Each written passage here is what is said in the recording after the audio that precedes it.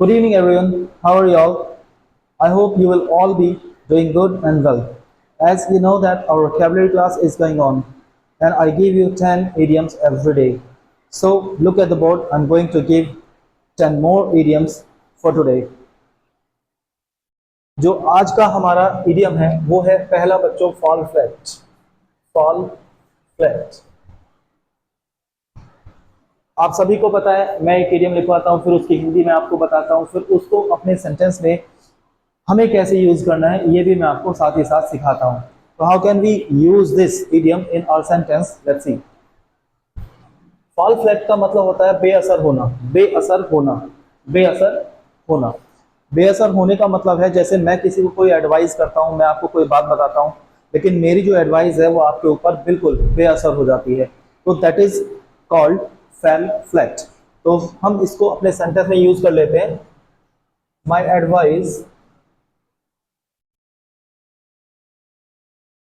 ये देखिए मैंने यहाँ फेल फ्लैट लिख दिया है, ये इसकी सेकंड फॉर्म होती है फेल फ्लैट। फॉल की सेकंड फॉर्म क्या होती है बच्चों? Fail. My advice fail flat on my younger brother.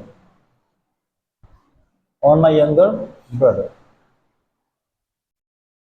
आप भी ऐसे जो भी मैं आपको इडियम दे रहा हूँ रोज ही मैं आपको करा रहा हूँ। आज ये मेरी 7th क्लास है जो इडियम की है, इनको आप कंठस्थ कीजिए, मेमोराइज कीजिए। अगर आप इनको मेमोराइज नहीं करते हैं तो कोई भी फायदा मेरी क्लास को देखने का या मेरी क्लास को पढ़ने का नहीं होने वाला। क्योंकि अब अगर आपको अपनी जो वोकेबलरी है उसको स्ट्रॉन्ग करना है, if you want to make your vocabulary strong, so you need to repeat the words again and again, and I told you this several of times.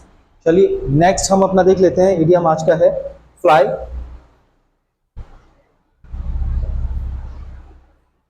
In ointment.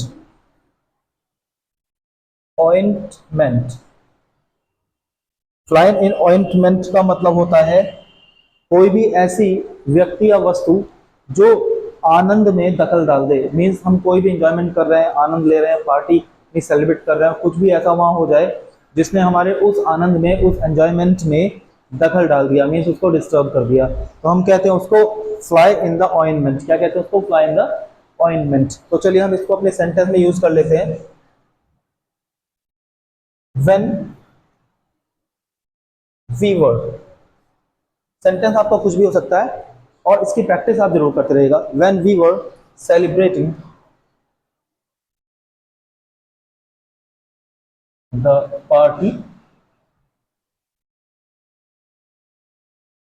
When we were celebrating the party,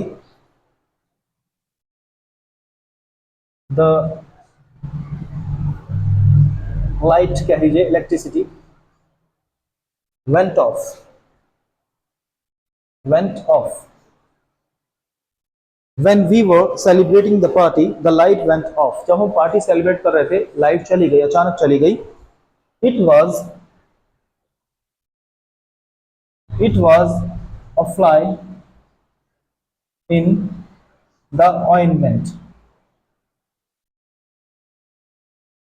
ये आपका देखिए, it was a fly in the ointment. It was a fly in the ointment.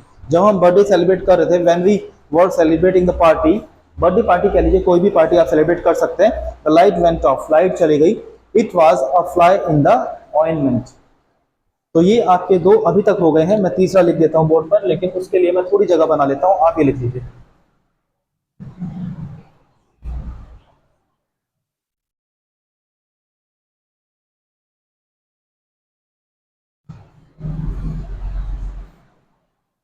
Next है आपका बच्चों जो phrase है हमारा, गो through fire and water. इसका जो हिंदी में अर्थ होता है बच्चों, हिंदी मीनिंग इसका होता है हर प्रकार की परेशानी से होकर गुजरना। जैसे बहुत से लोग कई प्रकार की कठिनाइयां सहते हैं, फिर भी वो सफल हो जाते हैं, मेहनत करते हैं, तो वो हर प्रकार की कठिनाइयों से गुजरते हैं। आप इंग्लिश में कह सकते हैं go through fire and water. जैसे आफ्टर गोइंग थ्रू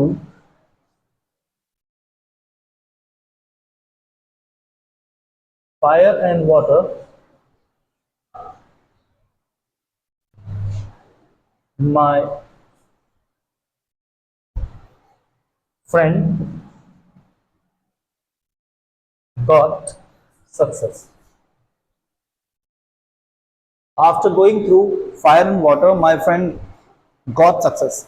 इसका मतलब हुआ हर प्रकार की परेशानी से होकर गुजरा मेरा दोस्त, लेकिन फिर भी उसने सफलता प्राप्त कर ली। After going through fire and water. Next है आपका गेट ओवर। गेट ओवर का जो हिंदी में मतलब होता है वो होता है सफलता पाना या विजय प्राप्त करना, किसी भी परेशानी के ऊपर या किसी भी बात के ऊपर विजय प्राप्त करना। जैसे Ravi got over every difficulty.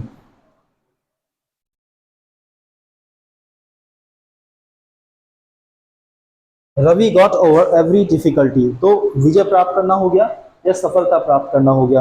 He faced many problems but he got over every problems, तो ये भी आप कह सकते हैं। चलिए आप लिख लीजिए इनको। नेक्स्ट हमारा है, इनको हटा देता हूं बच्चों में।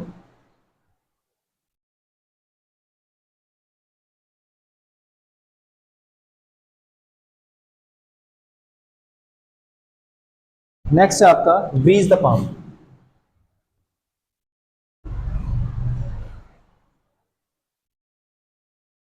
ये 12th और 11th के पॉइंट ऑफ व्यू से या किसी भी कंपटीशन के पॉइंट ऑफ व्यू से बहुत अच्छा फ्रेज है हमारा grease the palm. Grease the palm का मतलब होता है रिश्वत देना। क्या मतलब होता है बच्चों इसका? रिश्वत देना। जैसे the clerk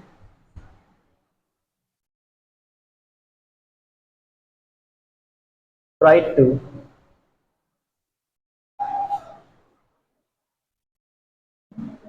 Greaves the palm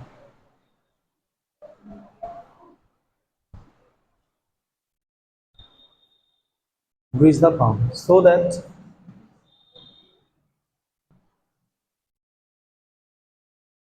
he might get promotion.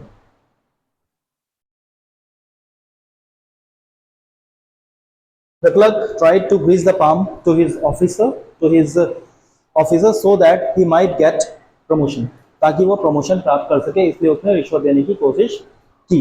Next है हमारा गाला डे। गाला डे, गाला डे का मतलब होता है बच्चों प्रसन्नता भरा दिन, प्रसन्नता का दिन, बहुत ज्यादा खुशी भरा दिन। जैसे अभी हमारी टीम ने, इंडियन टीम ने वर्ल्ड कप जीता, that was a gala day for the country, that was a gala day for the country. जैसे इंडियन टीम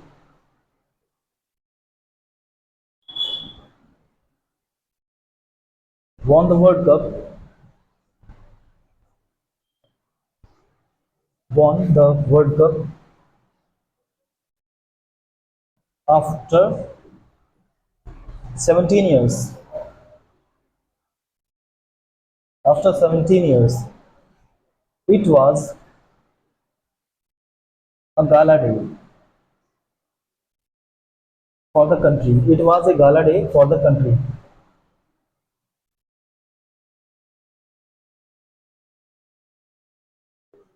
ये हो गया आपका गाला डे। गाला डे का क्या मतलब होता है? प्रसन्नता से भरा हुआ दिन। तो हमारी टीम ने अभी एक वर्ल्ड कप जीता, तो हम कह सकते हैं that was a gala day for our country.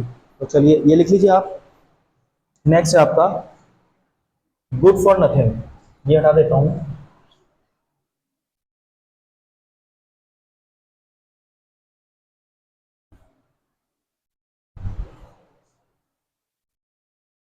Good for nothing, for nothing, किसी भी काम का ना होना, किसी भी काम का ना होना। जैसे Rohit proved himself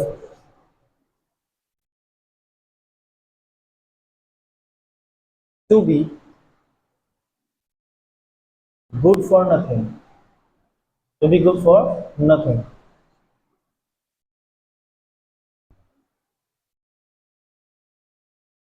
as he spoiled all the work, Rohit proved himself to be good for nothing as he spoiled all the work. Rohit ने अपने आप को सिद्ध कर दिया कि वो किसी काम का नहीं है, बेकार है, क्योंकि उसने सारा का सारा काम जो है वो बिगाड़ दिया। नेक्स्ट आपका है हैंग अबाउट। यही लिख देता हूँ मैं थोड़ा सा।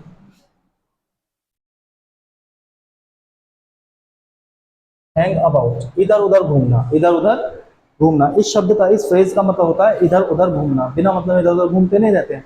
तो जैसे गली में इधर उधर घूमते रहते हो, मैं इसी संबंध में एक एग्जांपल आपको दे देता हूँ, इसे अपने सेंटेंस में यूज कैसे कर सकते हैं हम ये देख लेते हैं। I saw someone, I saw someone hanging about at night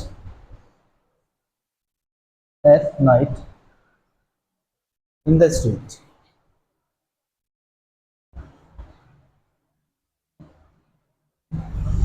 I saw someone hanging about at night in the street.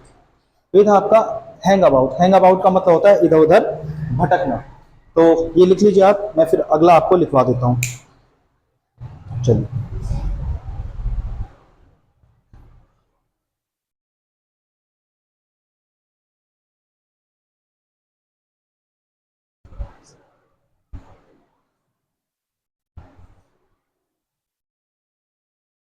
अगला है आपका hole and corner policy.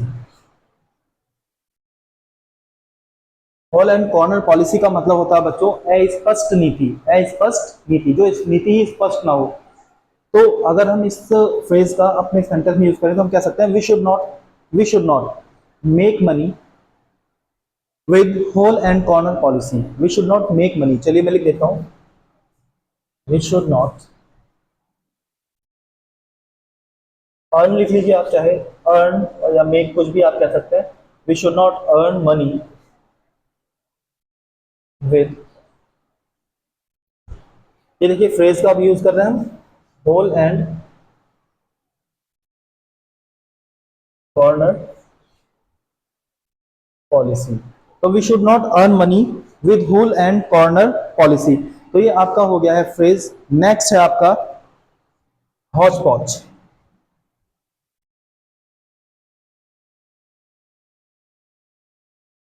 Hooch पॉच का मतलब होता है अस्त व्यस्त होना, इधर उधर बिखरे हुए, कोई भी पूरा घर इधर उधर बिखरा होता है, किताबें इधर उधर बिखरी होती है, तो दैट इज कॉल्ड हॉच पॉच।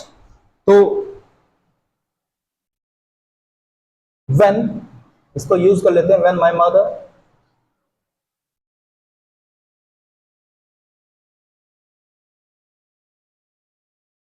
Came back home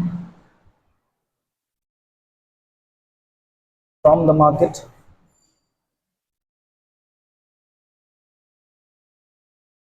she got angry, she got angry to see the room, to see the room hotch potch। देखिए मैंने लिखा हॉच पॉच। अब आप अपने हिसाब से कुछ भी यूज कर सकते हैं। जैसे मैंने इतना लंबा सेंटेंस आपके सामने बोला, उसको यूज किया, तो जितना ज्यादा सेंटेंस आप लिखेंगे उतना ही आपको बोलना भी आएगा और लिखना भी आएगा। When my mother came back home from the market, she got angry to see the room hotch potch। Room को अस्त व्यस्त देखकर वो क्या हो गई, एकदम एंग्री हो गई, गुस्से में हो गई वो। तो चलिए ये अब मैं जगह बना लेता हूँ। मेरे ख्याल से 10 आपके आज के हो गए है ना।